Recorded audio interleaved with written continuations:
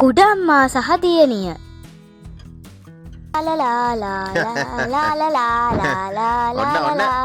ඔන්න තාත්තමා වටේ තාත්තේ කොහෙද දරුවෝ මේ දුවන්නේ? කොහෙද දුවන්නේ මේ? ඔන්න එක්තරා ගෙදරක පුංචි දියණියක් සහ තාත්ත කෙනෙක් ඉන්නවා. මේ දූගේ අම්මා හදිසියෙම මිය ගියා. මේ දුවව බලා ගන්න ඕන නිසා මේ තාත්තා ටික කාලයක් ගිහින් කුඩම්ම කෙනෙක් ගෙදරට ගෙනාවා.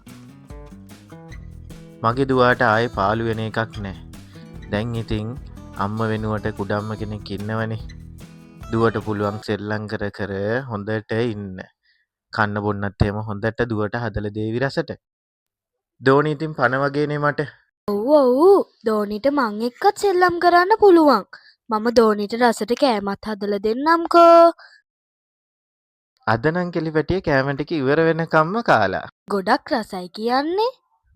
මං ආසම පාන් වල ජෑම් ගාලා කන්න. මේ ඇපල් ජූස් එකත් ගොඩාක් රසයි තාත්තේ. හෙට ඉඳන් තමයි මට වැඩට යන්න තියෙන්නේ. මාස 2ක් විතර යාවි ආපහු ගෙදර එන්න. එතකම් මගේ දෝනි කුඩම්මත් එක්ක සතුටින් ඉන්න ඕනේ. අනේ තාත්තේ යන්න එපානේ. මට පාළුයිනේ. මට මේ ගෙදර ඉන්නත් බෑ.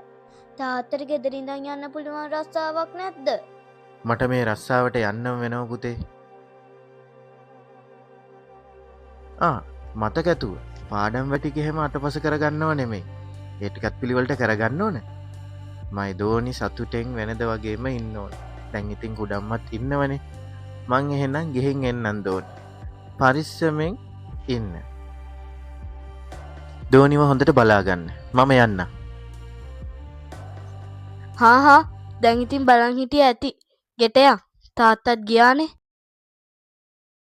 මට හැමතිස්සෙම දැන් දෝනිගේ වැඩ කරන්න බෑ. තමුන් දැන් මේ ගෙදර වැඩ ටික පුරුදු වෙන්න ඕනේ. දැන් ඉතින් වලම්පිංගන් උනත් හොදන්න පුරුදු වෙන්න එපා. ඔක්කොම මම්ම කරන්න ඕනේ නෑනේ. හිතේ ඇති මගේ වැඩ ටික අරගෙන සැපට ඉන්න මෙතන. යනවා යන්න මෙතනින්.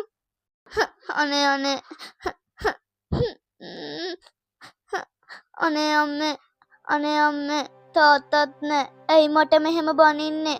මං කිසි වරදක් කරෙත් නෑ. අනේ අම්මේ තාත්තත් නෑනේ. අනේ අම්මේ දවසම බලන් අත ගගා ඉන්නද කල්පනාව? තව වැඩ තියෙනවා. ඉක්මනට ඔය ටික හොදලා දාන්න.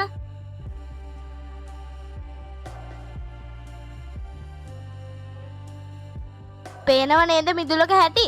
ගෙදරක ගෑල්ලමෙක් හිටිය කියලා වැඩක් තියනවද? අම්මලා තාත්තලා ඔයාට ඔව කියලා දෙන්නේ නැද්ද? හිතන් ඇති මෙතන මං කරනකම් බලන් ඉන්න. අද මේ මිදුල මතු ගාල මිසක් ගේ ඇතුළට නම් එන්න එපා. මට මේව කල්ල පුරුදු නෑ. අනේ කුඩම්මේ මට මේව කල්ල පුරුදු නෑනේ. මගේ අත් දෙක අතරි දෙනවා. මගේ දුවේ අම්මා දිව්‍ය ලෝකෙ ගියාට තරහ වෙන්න එපා. අම්මා හැම වෙලාවෙම දූගේ දිහා බලාගෙන තමයි ඉන්නේ. පුළුවන් විදියට මේ දේවල් වලට මුහුණ දීලා ජීවිතේ ජය ගන්න මගේ දුවේ.